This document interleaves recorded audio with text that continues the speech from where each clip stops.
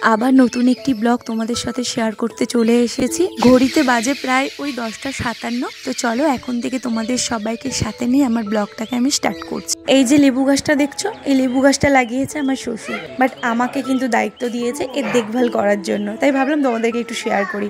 চলো আজকে তোমাদের সাথে একটা রেসিপি শেয়ার করি, ডিমের কারি। এই রেসিপিটা আমার বর থেকে, আমার শাশুড়ি থেকে, ননদ থেকে, আমার শ্বশুর থেকে সবাই খেতে পছন্দ করে। তো আজকে যেহেতু বানাচ্ছি তো ভাবলাম চলো তোমাদের সাথে একটু শেয়ার করি। ভীষণ টেস্ট হয়, তোমরা ট্রাই করে দেখতে পারো। তো আগেই আমি সব কিছু রেডি করে রেখে দিয়েছি, তারপর ডিমটাকে সিদ্ধ করে নিয়েছি, তেলের মধ্যে একটু সামান্য পরিমাণে হলুদ দিয়েছি, সাথে ডিমও দিয়েছি, দিয়ে ডিমগুলোকে একটু ভালো করে একটু ভেজে নেব। যেহেতু চলেই এলো আজকে যেহেতু পঞ্চমী, তো আমি পুজোতে কি করব সারা দিনে পুরো দশমী অবধি আমি সবটাই টুকিটাকি তোমাদের সাথে শেয়ার করার চেষ্টা করব। যেহেতু আমার বাপের বাড়ির ওখানে পুজো হয়, জানি না এবছর আমি কোথায় থাকবো। এই দেখো তোমাদের সাথে কথা বলতে বলতে আমার ডিমটাও ভাজা হয়ে গেল। ডিম ভাজার পরে যে ডিমের যে তেলটা ছিল ভেজে নেবো একদম লাল লাল করে। অনেকে ভাজে না, একদম ডাইরেক্ট কষিয়ে নেয়, আমি একদম লাল লাল করেই ভেজে নেবো।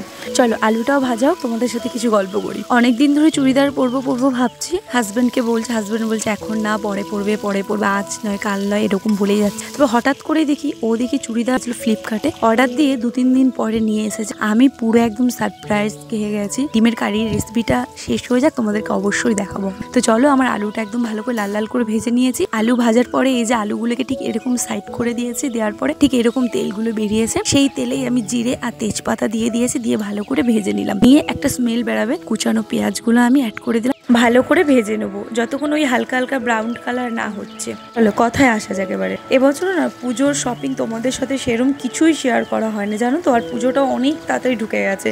আজকে যেহেতু পঞ্চমী, পুজোতে এসে গেছে, আর তোমাদেরকে কি দেখাবো বলো। তো একদম যেদিনকার পরবো সেদিনকারই তোমাদের ব্লগের মাধ্যমে শেয়ার করব। চলো এখানে আমার আলুর সঙ্গে পেঁয়াজটাও ভাজা ভাজা কমপ্লিট হয়ে গেছে। পেস্ট করে রেখে দিয়েছিলাম, লঙ্কা ছিল, আদা ছিল, সাথে ছিল গোটা জিরে। তো সেগুলো দিয়ে একটু লবণ দিয়ে ভালো করে নাড়াচাড়া করে নিলাম। তারপরে দিলাম একটু গুঁড়ো লঙ্কাটা জাস্ট ওই কালার হওয়ার জন্যই দিচ্ছে। আর গুঁড়ো লঙ্কা আমাদের বাড়িতে খেতে সেরকম পছন্দ করেন। আর তোমরা কি একটু লক্ষ্য করে দেখেছো, আমি কিন্তু খুব তেল কম দিয়ে রান্না করছি, কারণ আমার শ্বশুর বাড়ি কেউ তেল বেশি খেতে পছন্দ করে না, তো সেই কারণে। তারপর আর কি আমি ছোট ছোট এই পেঁয়াজগুলো অ্যাড করে দিলাম। বেশ ভালো লাগে কিন্তু, তোমরা একবার ট্রাই করে দেখতে পারো যদি বাড়িতে এরকম ছোট ছোট পেঁয়াজ থাকে। মাংস ঝোলে বলো কিংবা এইসব ডিমের ঝোলে বলো, অ্যাড করে দিতে পারো, ভীষণ ভালো লাগবে। তারপরে আমি একটু জল দিয়ে ঢেকে রেখে দিয়েছিলাম। এই যে তেল ছেড়ে গেছে, আলুটাও প্রায় সিদ্ধ হয়ে গেছে, তো তেলও ছেড়ে গেছে। এবারে আমি ভেজে রাখা ডিমগুলো আমি দিয়ে দেবো। জানো তো এখনো সাজার জিনিস বলো, তারপরে যেসব মেয়েদের পার্লারে কাজ থাকে, তো সেই সব জিনিস এখনো অবধি করা হয়নি, কিন্তু পুজো ঢুকে গেল, মানে অনেক তাড়াতাড়ি সবকিছু যেন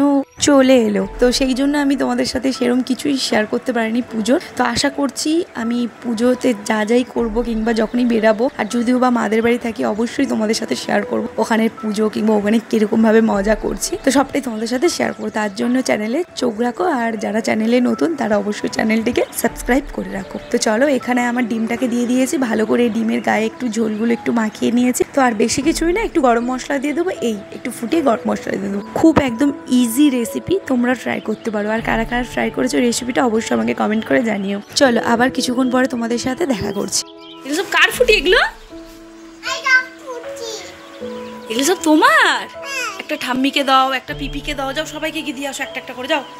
দেখেছো ছেলের জন্য কত ফুটি নিয়ে এসেছে, আইসক্রিম নিয়ে এসেছে। তারপরে এই যে বাজার থেকে ইলিশ মাছগুলো দেখতে পেয়েছে, ওর খুব ভালো লেগেছে, নিয়ে চলে। তো এগুলো এখন আমার কাটতে হবে। আগে চলো আগে আমি আইসক্রিমগুলো একটু খেয়ে নিই। তো আমাকে এখানে দিচ্ছিল, বলছে তুমি কোনটা খাবে খাও। তো আমার তো খুব কর্নেটো খুব পছন্দ, তো আমি কর্নেটোটা চুজ করে নিলাম।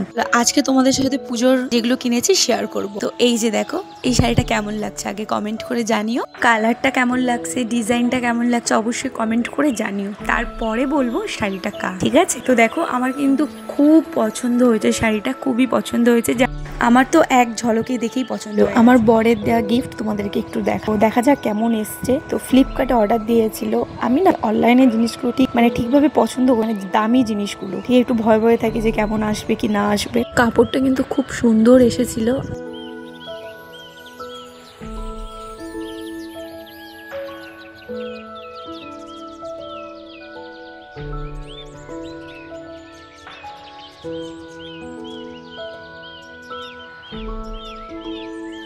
এই যে এটা হলো জামা, বেশ সুন্দর লাগছে, আমার তো খুবই ভালো লাগছে। তোমাদের কেমন লেগেছে অবশ্যই কমেন্ট করে জানিও। আর এইটা হলো প্যান্ট, সবকিছু একটু ঢিলা ঢিলা টাইপের, একটু মারতে হবে না, কবে মেরে আর কবে পরবো, যতেই পরবো, পরলে তোমাদেরকে অবশ্যই দেখাবো।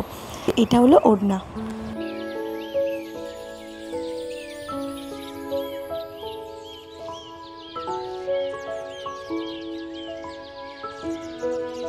পর চলে এসেছিলাম সন্ধ্যার দিকে জেঠিমাদের বাড়িতে একটু আড্ডা মারতে। জেঠিমাদের বাড়িতে আসার কারণ এই যে দিদির হাত দেখতে পাচ্ছ, এই দিদির সাথে গল্প করবো। আর ছেলেও খুব মজা পায় এখানে আসতে, কারণ এখানে একটু বাচ্চার সংখ্যাটা একটু বেশি, তো সেই কারণে। আর আমি এখানে জেঠিমা একটা জিনিস কাজ করছিল, তো আমি ভাবলাম একটু ক্যামেরা বন্দি করি। কালকে যেহেতু ছিল একটা বিয়ের একটা লগ্ন ছিল, আমি যেহেতু ঘটিদের মেয়ে আর বিয়ে করেছি চট্টগ্রামী বাড়িতে, মানে বাঙাল বাড়িতে। এই চট্টগ্রামীদের মধ্যে নিয়েও একটা কুলো দিয়ে বরণ করা হয় না, তো কুলোর ভিতরে মানে এই সব জিনিসপত্র থাকবে।